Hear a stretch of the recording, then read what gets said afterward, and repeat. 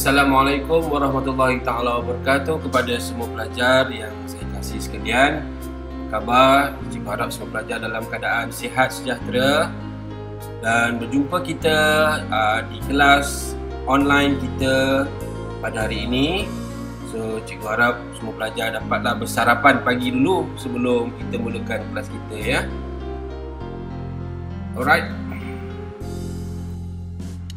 Alright, baik semua pelajar, hari ini kita akan masuk topik yang dipanggil reka bentuk sistem vertigasi. Okey, cikgu rasa nama vertigasi ni bukanlah satu nama yang baru kepada semua pelajar, kan? Dia biasa selalu kita dengar lah nama sistem vertigasi ni. Okey, secara kesimpulan dia, sistem vertigasi ni ialah satu kaedah tanaman yang tidak menggunakan tanah, ya, dan sistem pembajaannya pula bukan melalui kita kena siram baja setiap hari, tetapi menggunakan kaedah ataupun komponen-komponen seperti pempaipan, dan juga jenis bajanya pula menggunakan baja campuran yang berbeza-beza. Okey, so kita tengok apakah definisi sistem vertigasi. Kalau boleh cikgu nak awak buka buku teks, ya, dan rujuklah buku teks sama macam slide darajah yang sebelah ni. Okey, kita pergi kepada sistem vertigasi, ya. Sistem vertigasi ialah sistem pengeluaran tanaman yang menggunakan sistem pengairan pembajaan yang rapi, ya. Larutan baja ni dua jenis yang kita campurkan, baja A dan baja B. Kita larutkan dalam air yang dibekalkan ke zon pengakaran secara serentak dengan menggunakan sistem pengairan. Kita alirkan baja tu ke pokok-pokok. Okey, medium tanaman. Okey, kalau kita dekat tanah, medium tanamannya tanah. Tapi kalau untuk vertigasi ialah kokopit ataupun sekam padi. Kokopit ni macam sabut kelapa. Okey, sekam padi ni hampas padi lah. Okey, digunakan bagi menggantikan fungsi tanah. Sistem ini memerlukan cahaya matahari secara langsung sekurang-kurangnya 6 jam untuk tujuan proses fotosintesis. Okey, sistem vertigasi ni adalah satu cabang daripada hidroponik. Kita tahu hidroponik dia menggunakan air. Okey, hidroponik merupakan satu kaedah penanaman tanpa tanah. Kaedah ini memerlukan larutan zat makanan di dalam takungan yang berisi air. Okey, tengok rajah di bawah tu, catat alif menunjukkan sistem vertigasi dalam cabang kaedah hidroponik. Kita tengok, ya, dalam bawah hidroponik kita ada teknik aliran dalam, teknik aliran cetek, teknik takung, teknik pasang surut, aeroponik, teknik pengairan titis dan juga sistem vertigasi. So, dia adalah satu cabang daripada hidroponik. Okay, now kita pergi kepada sistem hidroponik dulu, ya. Baik, sebelum kita pergi kepada apa itu vertigasi, kita kena kenal dulu hidroponik ni apa, ya, sebab dia cabang daripada vertigasi. Ya, mak pada vertigasi lah hidroponik ni, ya, sebab kaedah dia lebih kurang sama. Okey, baik. Dalam hidroponik kita ada 6 teknik tanaman. Okey, 6 teknik tanaman, iaitu yang pertama teknik aliran cetek. Tengoklah gambar tu lah. Ya, teknik aliran cetek ni air yang dialirkan sedikit lah dan kemudian disalurkan ke dalam tangki. Okey, yang kedua teknik aliran dalam. Teknik aliran dalam ni air dia dalam, maksudnya akar tu di dalam air. Ya, akar tu di dalam air. Okey, kemudian teknik takung. Okey, teknik takung ni dia tidak menggunakan pam air yang melibatkan tenaga elektrik apa semua. Okey, dan teknik takung ni air tu mestilah melepasi paras akar dan tumbuhan tu berada di permukaan air. Okey, dan yang keempat ialah teknik pasang surut. Okey, teknik pasang surut ni air yang dialirkan hampir satu ke tahap dia akan turun ke bawah. Ya, tengok dia akan turun ke bawah dalam tangki semula lah. Ya, jadi air itu akan sentiasa mengalir dan kalau ikut kebersihan lagi bersih lah kalau gunakan teknik pasang surut ni. Okey, kemudian yang kelima teknik aeroponik. Ya, aeroponik ni maksudnya ada nozzle di dalam akar tu, dia akan merenjiskan air ni ke bahagian akar pokok. Ya, dia mainannya renjis, dipilis. Okey, direnjiskan air yang bercampur baja ni ke akar pokok. Dan yang terakhir dalam sistem hidroponik ialah teknik pengairan titis. Okey, pengairan titis ni ialah menggunakan teknik agregat di mana pipe kecil ni disalurkan ke setiap bahagian pokok, yang mana di setiap pipe ni ada satu saluran pipe kecil yang dialirkan ke pokok dan ada pemasa. Bila ada masa, cukup masa dia contohnya 1 jam, maka air baja ni akan mengalir ke pipe dan mengenai pokok-pokok tanaman ni tadi. Okey, so itu antara 6 teknik ataupun kaedah hidroponik.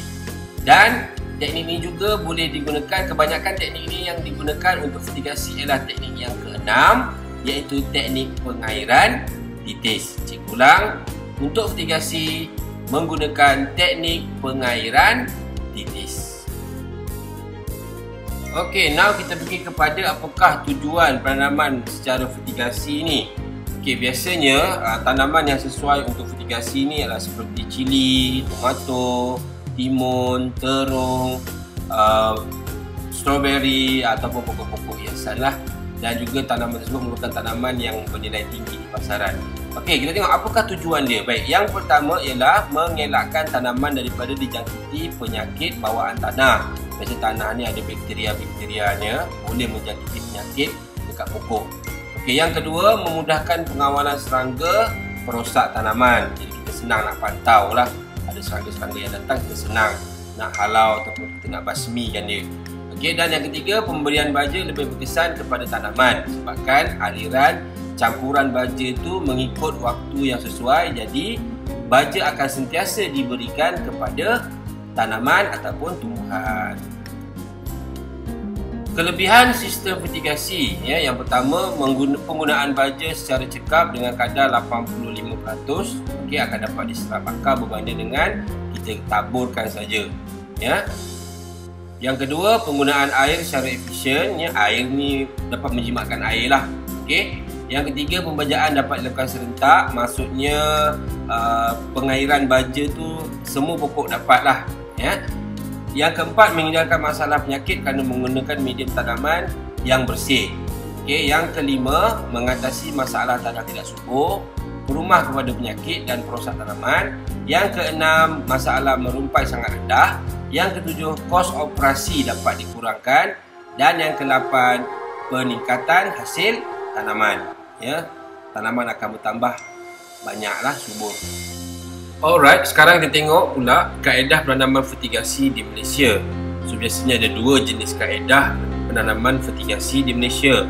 Okey, yang pertama dinamakan sebagai penanaman menggunakan struktur pelindungan hujan ataupun SPH. Kalau tengok dalam gambar tu, kita nampak tanaman tu berada di dalam macam kemah berjaring-jaring, dan kegunaan dia, kebaikan dia adalah untuk mengelakkan tanaman tu daripada cepat layu akibat pancaran UV ataupun cahaya matahari, mengelakkan ataupun mengurangkan sebab penyakit dan mengurangkan penggunaan racun perosak. Yang kedua ialah penanaman tanpa struktur perlindungan hujan. Okey, yang ini bermakna tanaman tu kita tanam tanpa ada sokongan bumbung dan tanam di tempat yang terbuka. Jadi semasa musim hujan, air hujan akan bercampur dengan air baja dalam polybag dan mengakibatkan kandungan baja dalam media tanaman akan menjadi cair. Jadi penanaman perlu menggunakan racun kulat dan racun serangga untuk melindungi tanaman daripada penyakit lah. Ya, kalau macam tadi SPH tak perlu sangat, ya. Tapi kalau yang ini diperlukan, ya, penanaman struktur perlindungan hujan ni kita perlu ada racun kulat, ya, sebab akan ada serangan-serangan kulat lah. Okey. Tapi biasanya kalau ikut daripada pengalaman petani, bila tanaman menggunakan fertigasi diserang kulat, maka tanaman tu perlu direhatkan. Maksudnya kalau cili tu kita kena rehatkan selama 3 bulan supaya lepas 3 bulan barulah kita buat penanaman semula. Ya. Kerana kalau kita tak buat macam tu, nanti kulat yang lama ataupun serangga perosak yang lama akan datang menyerang tanaman kita tadi. Okey, di sini cikgu bekalkan kepada pelajar perbandingan sistem fertigasi dengan sistem konvensional. Okey, sistem konvensional ni sistem yang lama lah kita buat tanaman di atas tanah. Jadi pelajar boleh tengok, okey, perhatikan betul-betul jenis-jenis perbandingan mana yang terbaik, apakah sistem fertigasi terbaik ataupun sistem konvensional yang terbaik. So pelajar boleh lihat lah, ya.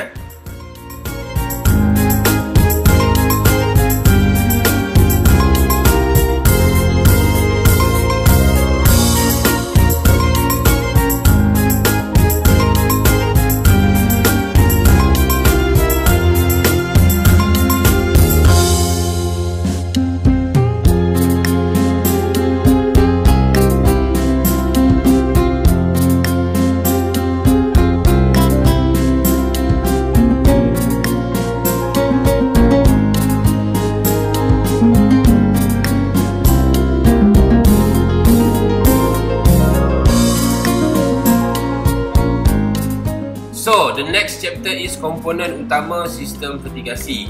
Okey, komponen utama sistem fertigasi terdiri daripada 3 komponen asas, iaitu sumber, medium dan alur keluar ataupun outlet. Okey, namun begitu terdapat komponen lain yang digunakan dalam sistem fertigasi komersial. Okey, kita tengok komponen utama sistem fertigasi. Okey, terdiri daripada sumber, medium dan alur keluar ataupun outlet. Sumber ialah tempat simpanan bekalan nutrien, macam tangki. Medium ialah laluan penyampaian macam pipe, dan alur keluar ialah tempat keluar nutrien ke tanaman, pipe-pipe kecil lah. So tengok kepada rajah carta komponen utama sistem fertigasi tu ya, sumber, medium dan alur keluar. Okey, kalau tadi kita tengok komponen utama dalam fertigasi, so sekarang kita pergi kepada komponen sistem fertigasi secara komersial. Okey, apakah komponen-komponen yang terlibat? Okey, yang pertama mestilah ada tangki nutrien yang digunakan untuk menakung baja dan juga air yang bercampur dengan baja. Yang kedua ialah pam air yang digunakan untuk menyalurkan air daripada tangki ke tanaman. Okey, yang ketiga ialah set penitis, dripper, tiub mikro dan juga nipple yang digunakan di atas tumbuhan ataupun tanaman. Jadi baja akan melalui set penitis ni tadi mengikut kandungan kesesuaian setiap baja tersebut dalam untuk tanaman yang dibekalkan. Okey, yang keempat ialah penapis. Ya, fungsinya untuk menapis benda asing yang terdapat dalam tangki supaya air baja yang pure betul dapat disalurkan kepada tumbuhan. Yang kelima ialah alat pengukur masa ataupun timer. So timer ni akan bergabung dengan pam air, yang mana timer ni ibaratkan sebagai switch lah. Ya, jadi kita tak perlu nak tekan switch setiap kali kita nak buat pembajaan. So timer ni penting. Contohnya kalau kita nak tanam nak salurkan baja ke tanaman selama sejam, maka kita akan set pada timer sejam. So bila kita set sejam, timer tu akan onkan switch kita dan pam akan hidup menyalurkan air baja kepada tanaman. Okey, kemudian kita ada pipe ladang. Okey, pipe ladang kita ada soket sama, kita ada T sama, siku 90, injak penahan, penyambung L, penyambung T dan juga penyambung lurus. Okey, so ini antara bahan-bahan penyambungan lah. Okey, bekalan elektrik juga sangat penting ya, untuk memberikan tenaga kepada pam kita menyalurkan air ke tanaman, dan juga sumber air juga sangat penting supaya air dapat disalurkan ke bercampur dengan baja dan disalurkan ke tanaman tumbuhan fertigasi kita.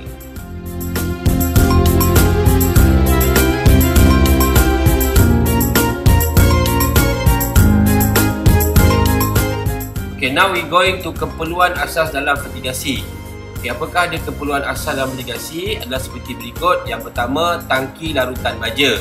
So ada 2 tangki larutan baja yang diperlukan untuk menyediakan parti baja fertigasi, iaitu larutan baja stok A dan juga larutan baja stok B.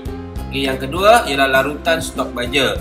Baja fertigasi dalam bentuk serbuk terdiri daripada set A dan set B. Kedua-dua set ini perlu dilarutkan terlebih dahulu mengikut sukatan yang betul sebelum digunakan. Ini serbuk baja tersebut boleh didapati di pasaran. Larutan tersebut banyak jual di pasaran. Okay, jadi ada 2 jenis set A, baja A dan baja B ni tadi. Kita masukkan dalam tangki nutrien pada kandungan yang sama. Kalau habis, kita tambah lagi lah baja A dan baja B ni pada sukatan dan kandungan yang sesuai dan sama.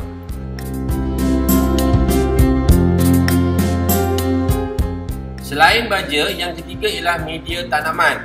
Okay, media tanaman ialah menggantikan tanah untuk tanaman kita, seperti kokopit. Dalam gambar tu ya, ada kokopit, kita ada peat moss dan kita ada sekam padi. Ya, kokopit ni ialah sabut-sabut kelapa lah. Okey, yang keempat ialah biji benih. Biji benih sesuai lah, sangat diperlukan lah, kerana biji benih, tanpa biji benih maka tak adalah tumbuhan tu keluar ya. So antara biji benih yang selalu orang gunakan untuk fertigasi seperti biji benih cili, tomato, timun jepun dan lain-lain lagi lah. Okey, dan alat yang paling penting yang kelima ialah alatan pengukur, iaitu pH dan isi meter. Digunakan untuk mengukur larutan kealkalian campuran baja di dalam tangki nutrien, supaya air ataupun campuran baja ni tidak lebih kealkaliannya dan akan menyebabkan tanaman kita akan rosak. Okey. Alright, sebelum seorang petani itu memulakan kerja penanaman fertigasi, antara faktor lain yang dia orang akan tengok ialah jenis tanaman, ya, variety tanaman. Kalau musim cili, ya, atau cili mahal, jadi orang akan tanam cili lah. Kalau tomato mahal, dia akan tanam tomato lah. Jadi tanaman ini ditanam di dalam polybag, ya. Tanaman ini tanam dalam polybag, dia bukan tanam dalam bekas-bekas yang besar-besar, tak di dalam polybag saja. Okey, kemudian yang seterusnya ialah pengurusan tapak dan alatan. Okey, dari segi tapak, tapak tu mestilah rata, ya, dan besar sesuai lah untuk pokok-pokok membesar. Kemudian sumber air yang sangat dekat, dan juga anggaran kos. Jadi kos tu sangat penting lah dalam penggunaan kos. Serta pengurusan sistem pengairan juga sangat penting lah untuk sistem fertigasi ini. Okey. Baik, bayangkan jika pelajar seorang petani untuk fertigasi. Pilihan sistem pengairan yang manakah yang pelajar akan pilih? Okey, so dalam fertigasi kita ada 3 jenis sistem pengairan, iaitu pertama sistem pengairan percikan, yang mana melalui percikan ni air disalurkan, air yang mempunyai baja disalurkan menggunakan nozzle. So nozzle akan berputar dan akan mengenai tumbuhan. Okey, kalau yang ini biasanya baja tu akan mengenai pada permukaan tumbuhan sahaja. Okey. Kemudian yang kedua ialah sistem pengairan semburan kabus.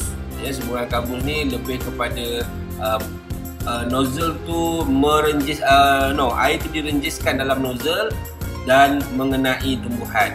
Dan kebanyakan sekarang ni orang gunakan sistem fertigasi ialah sistem pengairan titis. Pengairan titis ni lebih efisien lah, sebab baja tu terus diserap ke akar menggunakan sefnitis yang dicucuk terus ke akar tumbuhan, dan hasilnya sangat lumayan lah. Hasil daripada tanaman kita tu sangat lumayan.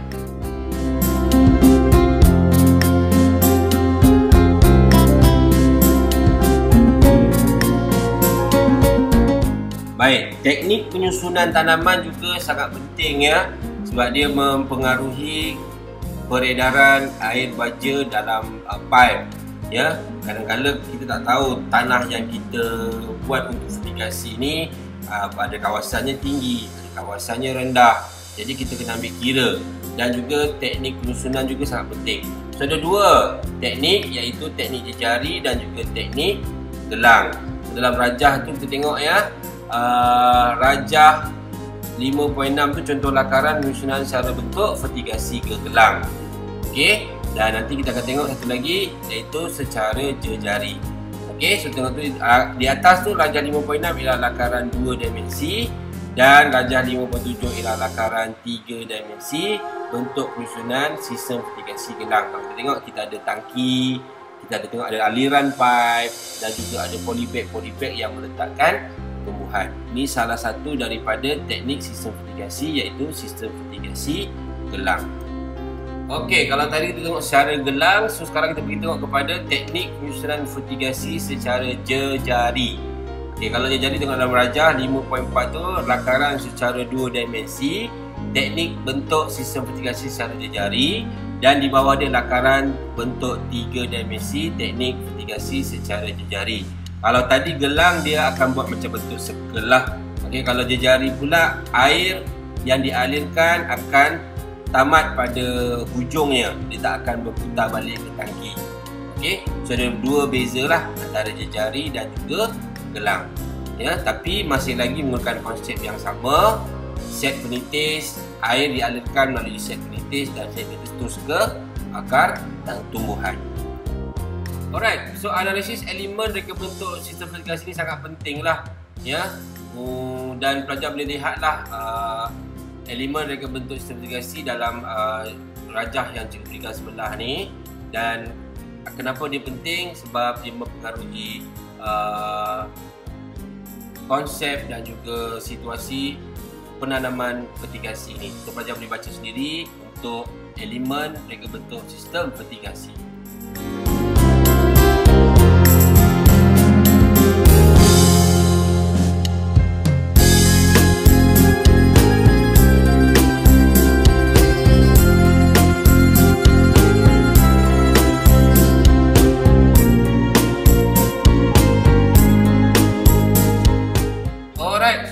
last chapter kita tengok ialah pengurusan tanaman. Okey, pengurusan tanaman ialah pengendalian proses daripada awal hingga akhir penanaman. Ia meliputi kerja seperti menyediakan media, menyemai, mengubah, mengawal perosak, mengawal pengawasan sistem pengairan dan kebersihan ladang. Pengurusan tanaman yang boleh diperhatikan adalah seperti yang pertama, menguruskan semaian dan penanaman. Okey, kita tengok anak-anak pokok yang dihasilkan, kita kena semailah untuk tanaman yang akan datang.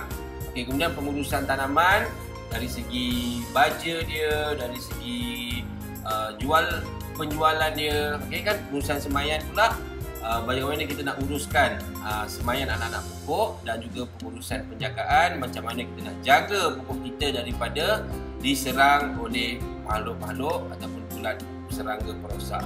Okey, so ini sangat penting ya untuk sistem fertigasi.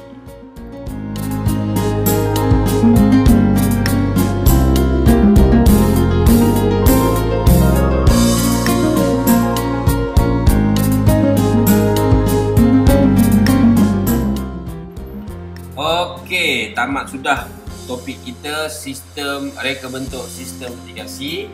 So untuk kerja sekolah kepada pelajar, cikgu nak setiap pelajar buat nota ringkas di dalam buku nota tajuk sistem fertigasi. Kalau boleh dalam bentuk mind mapping lah, tajuk sistem fertigasi ni, semua tajuk topik dalam sistem fertigasi ni ya, sila buat dalam buku nota.